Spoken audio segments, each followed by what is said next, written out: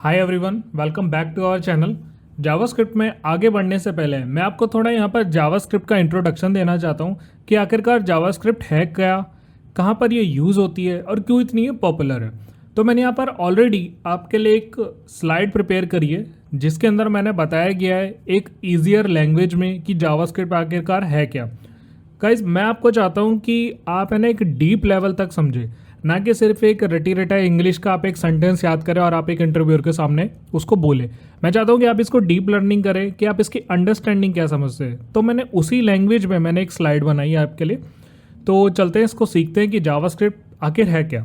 तो जावास्क्रिप्ट एक high level interpreted dynamically typing programming language है। सो यहाँ पर हाई लेवल से क्या रिलेटेड है, तो high level basically easy to understand human logic code JavaScript के अंदर यूज़ होता है। जैसे काफ़ी सारी हमारे पास already high level programming languages जैसे पाइथन हो गई या C++ हो गई। और इंटरप्रेटेड का यहाँ पर क्या सीन है, तो जो इंटरप्रेटेड होता है वो बेसिकली क्या करता है, लाइन बाय लाइन कोड को पहले चेक करता है तब जाके पूरे कोड को कंपाइल करता है। अब यहाँ पर दो चीज़ें होती है पूरे प्रोग्रामिंग में, आपने वो पहले सुन भी रखी होगी अगर आपने C लैंग्वेज पढ़ी या कोई और प्रोग्रामिंग लैंग्वेज पढ़ी है, कि दो तरीके की यहाँ पर हमारे पास चीज़ होती है प्रोग्राम को एग्जीक्यूट करने के लिए। एक होता है कंपाइलर, एक होता है इंटरप्रेटर। तो इंटरप्रेटर क्या करता है, लाइन बाय लाइन कोड को चेक करता है और यहाँ पर अगर मेरे पास एरर आ गया तो उसको यहीं पर ही स्टॉप कर देता है और आगे का एग्जीक्यूशन रोक देता है। बट कंपाइलर क्या करता है, पहले पूरे प्रोग्राम को चलाता है, फिर जो एरर होते हैं उसको यहाँ पर प्रिंट करके दिखाता है हमें। तो यही यहाँ पर इसका डिफरेंस है। तो ये एक इंटरप्रेटेड है जिसके अंदर line by line code change होता है, और एक डायनामिकली टाइप प्रोग्रामिंग लैंग्वेज है। मतलब कुछ भी चीज़ यहाँ पर इसके अंदर फिक्स नहीं है। अगर आपने कोई वेरिएबल दिया, उसका एक डेटा टाइप दिया, तो वो फिक्स नहीं है कि या तो वो स्ट्रिंग होगा या वो इंटीजर होगा। ये आपको समझ आएगा कि मैं वेरिएबल्स बोल कह रहा हूँ। तो अभी के लिए आप समझ जाइए कि इसके अंदर कोई भी चीज़ें है ना फिक्स नहीं है। ये रन टाइम पर डिसाइड होती है कि कब यहाँ पर क्या करना है जावास्क्रिप्ट को। अब जावास्क्रिप्ट वेब पेजेस को इंटरेक्टिव बनाती है। मतलब अगर आपने एक वेबसाइट बनाई है और इस वेबसाइट के अंदर आप चाहते हैं कि इस बटन के क्लिक पे बैकग्राउंड कलर चेंज हो जाए या इस बटन के क्लिक पे एक पॉपअप आ जाए, तो वो सारा काम होता है हमारे पास जावास्क्रिप्ट का। तो ये ब्राउज़र के अंदर डायरेक्टली रन होती है। मतलब जावास्क्रिप्ट को ऐसा नहीं है कि आपको कुछ इंस्टॉल करना है थर्ड पार्टी या इसके लिए कुछ आपको कुछ कंपोजर की ज़रूरत है या कोई आपको डिपेंडेंसी की ज़रूरत है। डायरेक्ट आप इसको ब्राउज़र के अंदर चला सकते हो। तो ये इसलिए लाइट वेट है और इसको हार्ट लाइन, मतलब आप कह सकते हो कि हार्ट बीट होती है ये सारी प्रोग्रामिंग लैंग्वेजेस में। जावास्क्रिप्ट एक हार्ट बीट होती है। आपने जो भी आपने डेवलप करा है, वेब डेवलप करा है आपने कुछ बैकएंड डेवलप करा है, तो यहाँ पर इसका हार्ट बीट होता है जावास्क्रिप्ट। तो बेसिकली ये सर्वर पे भी रन कर सकते हैं, बट इसके लिए हमें आपको चाहिए Node.js। तो Node.js का भी आगे ट्यूटोरियल्स में बनाऊंगा, तो अभी के लिए इसको स्किप कर देते हैं कि Node.js होता क्या है। तो Node.js पे हम सर्वर बनाते हैं और इसको सर्वर पे भी हम रन कर सकते हैं। अभी मैंने आपको बताया कि ब्राउज़र के अंदर डायरेक्टली रन होती है, बट इसको हम सर्वर पे भी रन कर सकते हैं। अब देखो, जावास्क्रिप्ट के अंदर कुछ ऐसा नहीं है कि कुछ बहुत बड़ा सिंटैक्स है या इसके अंदर जैसे अभी तक आपने C सीखी है या पाइथन सीखी है, अगर आपने नहीं भी सीखी तो कुछ ऐसा इसके अंदर नहीं है कि बहुत ही स्ट्रिक्ट रूल्स हैं। आप देख सकते हैं मैंने एक एग्जांपल लिखा हुआ है। अगर आपको एक हेलो जावास्क्रिप्ट प्रिंट कराना है तो आपको सिंपल यहाँ पर लिखना console.log हेलो जावास्क्रिप्ट। इतने से ही आपका ये जावास्क्रिप्ट चल जाएगा। ना आपको कुछ इंपोर्ट करना, ना कुछ एक्सपोर्ट करना अभी के लिए, ना आपको कुछ डिपेंडेंसी चाहिए, ये डायरेक्ट यहाँ पर चल जाएगा। तो नेक्स्ट चलते हैं हम कि जावास्क्रिप्ट कहाँ यूज़ होता है। बेसिकली जावास्क्रिप्ट हमारा फ्रंट एंड और बैक एंड दोनों में ही यूज़ होता है। फ्रंट एंड पे कहाँ यूज़ होता है, जैसे मैंने आपको बताया कि अगर मैंने यहाँ पर एक बटन को क्लिक करा तो ये पीछे चला गया, और बटन को आगे मैंने नेक्स्ट पे क्लिक करा तो ये जावास्क्रिप्ट कर रहा है मेरे पास। और आपने देखा होगा कि जब भी हम एक फॉर्म को भरते हैं, हम उसके अंदर एक सबमिट बटन को क्लिक करते हैं। अगर आपने कोई चीज़ यहाँ पर ब्लैंक छोड़ दी तो वो बताता है कि please fill this user name या प्लीज़ फिल द पासवर्ड और ईमेल। तो वो सारी वैलिडेशन हम जावास्क्रिप्ट में करते हैं। और एक dynamic UI update. Dynamic UI update से मेरा मतलब क्या है कि आप यहाँ पर देख सकते हैं कि लिखा हुआ है कि जावास्क्रिप्ट कहाँ यूज़ होता है। मैं चाहता हूँ कि इस बटन पे क्लिक हो और यहाँ पर इसका टेक्स्ट चेंज हो जाए। तो एक ये डायनामिक चीज़ है, मतलब कोई चीज़ स्टैटिक नहीं रही कि फिक्स नहीं रही है, डायनामिक हो गई है। तो उन चीज़ों को भी हम यहाँ पर क्रिएट करते हैं जावास्क्रिप्ट के अंदर। अब एक ये मैंने आपको बताया कि बैकएंड टेक्नोलॉजी भी है, इसके अंदर हम फ्रंट एंड भी कर सकते हैं और बैकएंड भी कर सकते हैं, तब भी ये काफ़ी पॉपुलर लैंग्वेज है। अब बैकएंड के लिए हमें Node.js का यूज़ करना पड़ता है। उसके अंदर हम APIs बनाते हैं, डेटाबेस से कनेक्ट करते हैं, ऑथेंटिकेशन करते हैं, लॉगिन लॉगआउट, ये सारी चीज़ें हम यहाँ पर करते हैं बैकएंड से। अभी के लिए मैं आपको बताने वाला हूँ JavaScript, intermediate, advance, object oriented, ये सारी चीज़ें बैकएंड हम आगे सीखेंगे। ये है जावास्क्रिप्ट का ट्यूटोरियल। अब देखो, जावास्क्रिप्ट मोबाइल में भी चलती है, as a React Native. React क्या है कि जावास्क्रिप्ट की एक लाइब्रेरी है। रिएक्ट नेटिव क्या है, मोबाइल के लिए यूज़ होता है। तो हम रिएक्ट नेटिव के अंदर भी जावास्क्रिप्ट यूज़ करते हैं बेसिकली, तो वो मोबाइल एप्लीकेशन बनाने के लिए भी हमें हेल्पफुल रहता है। और इलेक्ट्रॉन से हम क्या बना सकते हैं, डेस्कटॉप एप्लीकेशन। 3.js से हम कोई भी 3D चीज़ या गेम्स हम डिज़ाइन करते हैं। आपने देखा होगा ना, ऑनलाइन गेम्स काफ़ी आती है कि इस पर क्लिक करते हैं तो वो पर्सन यहाँ पर हिलता है या ब्लॉक ऑफ कोड चेंज होता है, तो वो सारी चीज़ें हम 3JS और 3D गेम से करते हैं। और आपने देखा होगा कि आजकल जब हम एक वेबसाइट को स्क्रॉल करते हैं तो साथ साथ एक फॉर एग्जांपल जैसे कोल्ड ड्रिंक की बोतल होती है, वो भी हमारे साथ घूमती है जैसे जैसे मैं स्क्रॉल करता हूँ। वो सारी चीज़ें पॉसिबल है 3.js, जो कि एक जावास्क्रिप्ट का फ्रेमवर्क है। नेक्स्ट हम चलते हैं कि जावास्क्रिप्ट का हिस्ट्री क्या है। तो थोड़ा बहुत ही हिस्ट्री हम यहाँ पर पढ़ लेते हैं। मैं कोई ज़्यादा डीप नहीं बताऊँगा कि ये क्यों बना, किस लिए बना है, इसका कोई लेना देना नहीं होता गाइस, हमें यहाँ पर सीखने से मतलब है और डीप लेवल तक। तो ये 10 दिन तक इसका यहाँ पर जो नाम था, ब्रैंडन एच ने बनाया इसको 1995 में, और पहला नाम था इसका मोचा। उसके बाद इसको रिनेम कर दिया लाइव स्क्रिप्ट से। फिर 1995 में इसका फाइनल नाम रखा जावास्क्रिप्ट, जो कि मार्केटिंग के लिए था। अब कन्फ्यूजन मैं आपको बता दूं कि बहुत से डेवलपर ये बोलते हैं कि मेरे को जावा आती है, या कोई बिगिनर होता है वो बोलते हैं मेरे को जावा आती है। अब देखो गाइस, जावा अलग है, जावास्क्रिप्ट बिल्कुल अलग है। इसे जावास्क्रिप्ट ब्राउजर पे रन होती है, सर्वर पे भी रन होती है, बट जावा एक प्रोग्रामिंग पूरी कंप्लीट, जिसके अंदर में पूरा बैक एंड फ्रंट एंड यहाँ पर बनाते हैं। तो जावा अलग है, जावास्क्रिप्ट अलग है। नेक्स्ट हम चलते हैं यहाँ पर कि जावास्क्रिप्ट का काम कैसे करती है, मतलब बेसिकली जावास्क्रिप्ट चलती कैसे है। तो ब्राउजर के अंदर है ना, एक जावास्क्रिप्ट का एक इंजन होता है जिसको हम V8 इंजन बोलते हैं, वो इस जावास्क्रिप्ट को चलाता है। चलाता कैसे, हमने यहाँ पर कोड लिखा, JS का इंजन V8 इंजन क्या करता है, उसको कन्वर्ट करता है, एग्जीक्यूट करता है ब्राउजर पे, और हमें यहाँ पर आउटपुट ला देता है। मैं इसका भी आपको एक एग्जांपल दिखाता हूँ। देखो, ये क्रोम V8 इंजन होता है जो रीड करता है, उस कोड को कंपाइल करता है और एग्जीक्यूट करता है। देखो यहाँ पर लिखा हुआ console.log 10+20। अब मैं आपको एक सिंपली एक चीज़ दिखाता हूँ। आपको यहाँ पर क्या करना है, राइट क्लिक करना है, इंस्पेक्ट पे आना है। इंस्पेक्ट के अंदर मैं यहाँ पर इसको नीचे ले आता हूँ। यहाँ पर आप देखोगे तो एक कंसोल लिखा हुआ है, ठीक है। और मैं इसको कर देता हूँ रिफ्रेश। तो देखो यहाँ पर लिखा हुआ है कंसोल। अब अभी के लिए आप ये मान लो कि मैं यहाँ पर है ना जावास्क्रिप्ट लिख रहा हूँ, मेरे को कुछ भी इंस्टॉल करने की ज़रूरत नहीं है, सिर्फ मैं डायरेक्ट इसको ब्राउज़र पर चला सकता हूँ। तो अभी के लिए ये जो पूरी चीज़ है ना, ये जो मैंने यहाँ पर इंस्पेक्ट एलिमेंट से खोला है, ये मैं आगे आपको पूरा एक्सप्लेन करूँगा। अभी के लिए मान लो कि मुझे यहाँ पर सिर्फ हेलो जावास्क्रिप्ट लिखना है, तो वो कैसे करेंगे। मैंने कंसोल पे क्लिक करा और यहाँ पर मैंने लिखा कंसोल, मैंने यहाँ पर लिखा console.log, और इस ब्रैकेट के अंदर मैंने लिखा यहाँ पर हेलो जावास्क्रिप्ट, एंटर हिट करा। तो देखो यहाँ पर प्रिंट होके आया हेलो जावास्क्रिप्ट। मैंने आपको बताया था कि अगर आपको एक सिंपल सा एक प्रिंट करनी है कोई भी चीज़, तो आपको यहाँ पर लिखना है console.log हेलो जावास्क्रिप्ट। उसके अंदर आप कुछ भी लिख सकते हो, वो आपका ये प्रिंट होके आ जाएगा। अभी इस चीज़ को आप इग्नोर कर देना, अनडिफाइंड ये जावास्क्रिप्ट में रहता ही है। अभी अनडिफाइंड आया भी क्यों है वो भी मैं आपको आगे बताऊंगा। ये बेसिकली एक डेटा टाइप है जिसको हम आगे पढ़ेंगे। तो console.log लिखने से मैंने यहाँ पर जावास्क्रिप्ट को रन कर दिया। देखा गाइस इसमें कितना आसान था जावास्क्रिप्ट को रन करना। अब नेक्स्ट चलते हैं, मैं यहाँ पर आपको दिखाता हूँ। हाँ, मैंने आपको बताया कि उसने रीड करा, कंपाइल करा और एग्जीक्यूट करा जावास्क्रिप्ट के V8 इंजन ने। नेक्स्ट चलते हैं कि वाई जावास्क्रिप्ट, क्यों जावास्क्रिप्ट। पहली बात तो मैं आपको बता दूँ कि बहुत ज़्यादा पॉपुलर ये लैंग्वेज है। क्यों है, क्योंकि ये ईजी टू स्टार्ट है, कंसोल से ही शुरू हो जाती है। जैसे मैंने आपको भी करके दिखाया कि कंसोल से शुरू होगी, ना कुछ इंस्टॉलेशन करी, ना कोई थर्ड पार्टी लाइब्रेरी इंस्टॉल करी, किसी ना कोई परमिशन दी, ना कुछ, ये डायरेक्टली हम इसको स्टार्ट कर सकते हैं।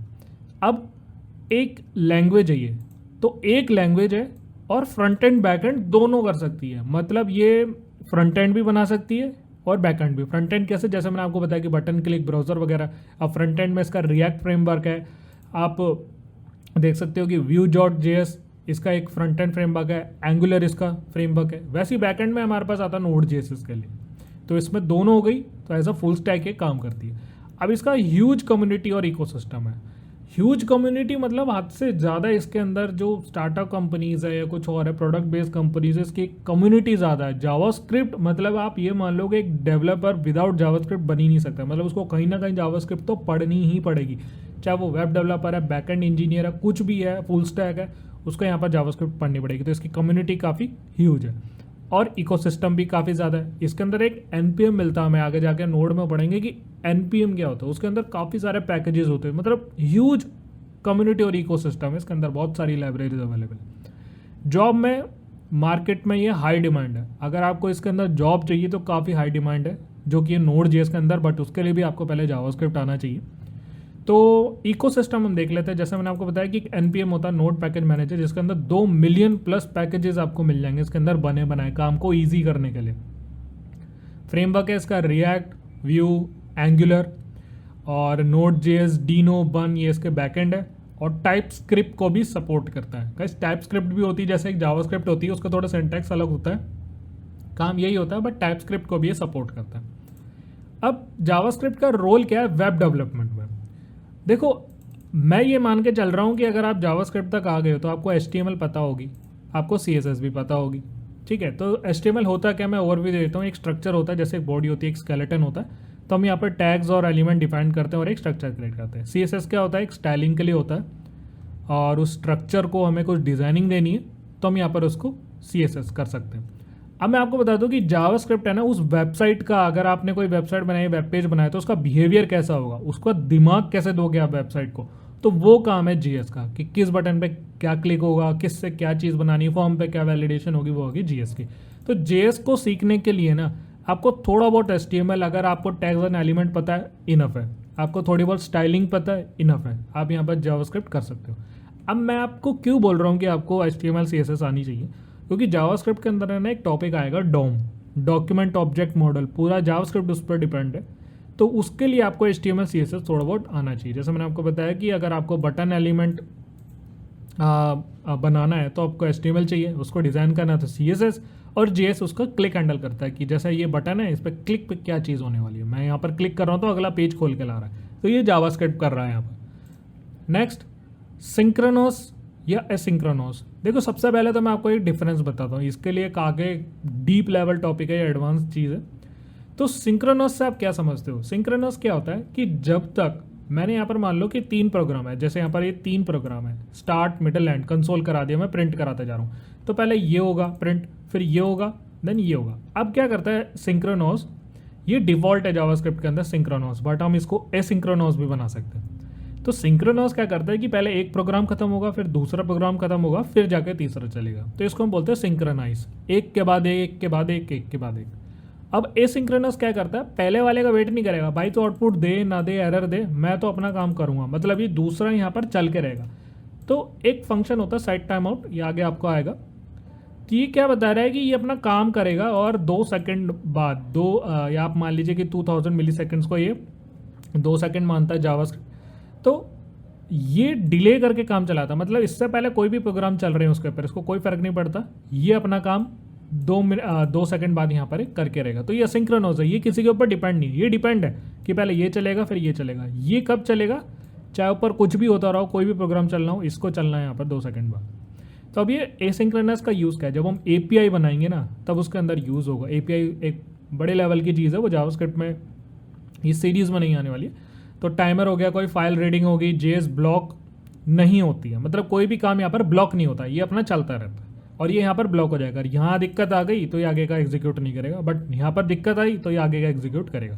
तो इसको हम एसिंक्रोनस भी बना सकते हैं। नेक्स्ट, जावास्क्रिप्ट केस सेंसिटिव है। सेम नाम का है ना, आप अलग अलग वेरिएबल्स बना सकते हो, ठीक है। और ये गलती बहुत कॉमन है बिगिनर में। देखो, यहाँ पर एक वेरिएबल है, आप ये मत समझो कि वेरिएबल होता क्या है। मैं आपको एक छोटा सा एग्जांपल दे रहा हूँ कि एक बॉक्स है, उसके अंदर आपने एक चीज़ डाल दी, आप ये समझ लो। तो इसका नाम यहाँ पर क्या हो सकता है ना, केस सेंसिटिव हो सकता है। तो यहाँ पर मैंने एक नेम लिखा है, किसी एक यूज़र का एक प्रोफाइल बना रहे हैं तो उसका एक नाम भी होगा, तो उसका नाम का यहाँ पर जो हमने लिखने का तरीका है ना, वो अलग अलग है। अगर मैंने यहाँ पर N स्मॉल लिखा है, A स्मॉल लिखा है, M स्मॉल लिखा है और E स्मॉल लिखा है, स्मॉल केस में लिखा है, लोअर केस में, तो ये एक अलग वेरिएबल है। और अगर मैं यहाँ पर N को कैपिटल कर दूंगा ना, तो ये एक अलग चीज़ है। तो यहाँ पर जावास्क्रिप्ट एक केस सेंसिटिव है, जैसे आप लिखेंगे ना यहाँ पर, उसी तरीके से यहाँ पर ये बिहेव करेगा। अब देखो, जैसे ये छोटा lower case is not equals to first letter of upper case, और जैसे मैंने यहाँ पर लिखा my where is not equals to my where, इसका वी छोटा है, तो वैसे यहाँ पर अगर मैंने फंक्शन का f बड़ा लिखा और इसका f छोटा लिखा तो ये इक्वल एक दूसरे के नहीं है, मतलब जावास्क्रिप्ट उनको दोनों अलग अलग मानेगा। नेक्स्ट, जावास्क्रिप्ट डायनामिकली टाइप्ड है। जैसे मैंने आपको बताया कि इसके अंदर रन टाइम पे चीज़ें बदल भी सकती हैं। जेएस खुद समझ जाता है कि करना है क्या। देखो, अगर कोई इंटीजर वैल्यू होती है तो वो ऐसे हम टाइप करते हैं कि 100 है। कोई स्ट्रिंग वैल्यू होती है, स्ट्रिंग से मेरा मतलब अगर हमें कोई कैरेक्टर टाइप करना है तो यहाँ पर हम डबल कोट्स में लिखते हैं इसको, ये आगे मैं आपको बताऊंगा। तो इसको बताने की जरूरत नहीं होती इस वेरिएबल के डेटा टाइप को कि मुझे यहाँ पर किस तरीके का यूज़ करना है। जावास्क्रिप्ट ऑटोमेटिकली समझ जाता है और रन टाइम पहले इसको बदल भी देता है। अब देखो, जावास्क्रिप्ट अलग है और जावा, सी प्लस प्लस, इन सब पे हमें पहले डिक्लेयर करना पड़ता है। जैसे अगर आपने मदर लैंग्वेज सी को पढ़ा होगा तो उसके अंदर क्या होता है कि हमने पहले वेरिएबल को डिफाइन करा है कि वॉइड मेन एक फंक्शन बना रहा है या इंट मेन, हम उसका एक टाइप डिफाइन करते हैं। इसमें बनाने की जरूरत नहीं है, ऑटो डिसाइड कर लेता है जावास्क्रिप्ट। नेक्स्ट और लास्ट यहाँ पर है कि जावास्क्रिप्ट कहाँ लिखते हैं। बेसिकली जावास्क्रिप्ट लिखते हैं हम अपने .js वाली फाइल के अंदर। मतलब देखो, हर एक प्रोग्रामिंग लैंग्वेजेस का है ना एक एक्सटेंशन फाइल होती है। कैसे? एक एक्सटेंशन होता है, सॉरी, कोई भी फाइल लिखी आपने उसको डॉट के बाद सेव कराना है। देखो, कोई फाइल सेव करा रहे हैं हम .pdf करते हैं, .png करते हैं, .txt करते हैं, अगर पाइथन कर रहे हैं तो .py कर रहे हैं, जावास्क्रिप्ट कर रहे हैं तो हम लिखेंगे यहाँ पर .js मतलब जावास्क्रिप्ट। इंडेक्स .html करते हैं, .css करते हैं, वैसे इसको लिखेंगे js। ठीक है, अब ये चलता कहाँ पर है? ब्राउज़र के कंसोल पे। मैंने अभी आपको बताया था कि या तो आप F12 प्रेस करो या आप राइट क्लिक करके इंस्पेक्ट पे क्लिक करो तो यहाँ पर एक कंसोल आ जाएगा। या आपको क्या करना है, कंट्रोल शिफ्ट आई आप क्लिक करोगे तो भी यहाँ पर ये आ जाएगा। अब HTML फाइल के अंदर हम यहाँ पर जावास्क्रिप्ट का टैग लगाकर यूज़ करते हैं। देखो, ये है तरीका जावास्क्रिप्ट को यूज़ करने का। ठीक है, स्क्रिप्ट के अंदर अगर हम कोई चीज़ लिखते हैं ना, स्क्रिप्टिंग लैंग्वेज भी कहते हैं इसको हम जावास्क्रिप्ट को, बेसिकली स्क्रिप्टिंग ही लैंग्वेज है। अब स्क्रिप्ट के अंदर जो भी हम लिखेंगे, जैसे हम इंडेक्स के अंदर हम HTML के अंदर लिख देते हैं HTML हेड टाइटल, उसके अंदर हम जो भी कोड करते थे वो HTML का कोड था। अब स्क्रिप्ट के अंदर जो भी कोड करेंगे वो JS का कोड होगा। और अगर हमें कोई एक्सटर्नल फाइल बना के अपने इंडेक्स वाली फाइल में डालनी है, मतलब HTML वाली फाइल में डालनी है, तो हम एक एक्सटर्नल .js से एक फाइल को बनाते हैं। अगर हमें HTML के अंदर यूज़ करना तो हमें .js की लिखने की ज़रूरत नहीं है, सिर्फ हमें यहाँ पर ये स्क्रिप्ट टैग का यूज़ करना और लिख देना उसको जहाँ मन करे। मतलब जहाँ मन करे करना नहीं है, मैं आपको बताऊँगा कि कहाँ पर हम इसको लिखेंगे। और एक्सटर्नल आपको एक फ़ाइल बनानी तो आपको उसको .js से सेव करनी होगी। तो इसके लिए मैं आपको एक एग्जांपल भी देकर बताता हूँ कि किस तरीके से हम यहाँ पर जावास्क्रिप्ट को लिखते हैं। एक तो पहले आपने देखा कि कंसोल में मैंने इसके अंदर लिख के दिखाया आपको कि कंसोल लिखा, और इसके अंदर आप कंसोल लिखोगे। आप समझ रहे होंगे कि कंसोल क्या है। कंसोल क्या है कि कोई भी चीज़ अगर आपको प्रिंट करा के देखनी है, एक लॉग जनरेट करता है console.log, इसको आपको यूज़ करना है पूरे जावास्क्रिप्ट में कोई भी चीज़ को प्रिंट कराने के लिए। यहाँ पर लिख देता हूँ हेलो, एंटर हिट करा तो हेलो आ गया मेरे पास। तो ये तो था एक तरीका। दूसरा, हम इसको कैसे यूज़ करेंगे, तो सबसे पहले क्या कर लेते हैं, एक सिंपल एक फाइल बनाते हैं। तो मैं एक VS कोड ओपन करूँगा, ये कोड एडिटर है, आई होप आपको ये सबको पता होगा, हम इसी में यहाँ पर करने वाले हैं। तो चलते हैं यहाँ पर ब्राउज़र पे आते हैं और अपना फोल्डर को डिसाइड कर देते हैं, और मैं यहाँ पर लिख देता हूँ जावास्क्रिप्ट। इस फोल्डर को हम यहाँ पर ओपन कर लेते हैं। तो मैं फाइल पे आता हूँ, ओपन फोल्डर करता हूँ, यहाँ पर डेस्कटॉप पे करता हूँ, जावास्क्रिप्ट करता हूँ, सिलेक्ट फोल्डर कर लेता हूँ, तो हमारे पास ये फोल्डर आ चुका है। ठीक है, अब हमें ना एक फ़ाइल बनानी है। मैं यहाँ पर JS की फ़ाइल नहीं बनाऊँगा, मैं आगे बताऊँगा आपको .js वाली फ़ाइल, या इसी में मैं आपको बता देता हूँ, कोई इशू नहीं। तो मैं यहाँ पर क्या करूँगा, कंट्रोल N करना मुझे और एक नई फाइल ले लेनी है। आप यहाँ से भी ले सकते हो, फाइल, न्यू फाइल, और इसके अंदर भी अगर आपके पास एक फोल्डर है तो उसके अंदर न्यू फाइल ले सकते हो। अब इसको आप सेव करोगे, तो मैं यहाँ पर सेव कर लेता हूँ इसको index.html। मैंने इंडेक्स क्यों लिखा है, मैंने HTML वाली सीरीज़ में भी बताया हुआ है कि जब भी हम सर्वर पे जाते हैं ना, हमारी इंडेक्स फाइल ऑटोमेटिक कॉल होती है। तो मैं इसके अंदर लिखता हूँ HTML, मैंने यहाँ पर इसके अंदर लिखा HTML। ठीक है, अब मुझे जावास्क्रिप्ट यूज़ करनी है इसके अंदर, मुझे जावास्क्रिप्ट यूज़ करनी है, इसको हम बोलते हैं इंटरनल जावास्क्रिप्ट। ठीक है, तो हम यहाँ पर लिखेंगे स्क्रिप्ट, मैं यहाँ पर लिखूँगा स्क्रिप्ट और स्क्रिप्ट टैग क्लोज। मैंने यहाँ पर लिखा स्क्रिप्ट और स्क्रिप्ट टैग क्लोज, इसको नीचे ले आएंगे और मैं यहाँ पर सिंपली लिखूँगा console.log और यहाँ पर लिखूँगा हेलो जावास्क्रिप्ट।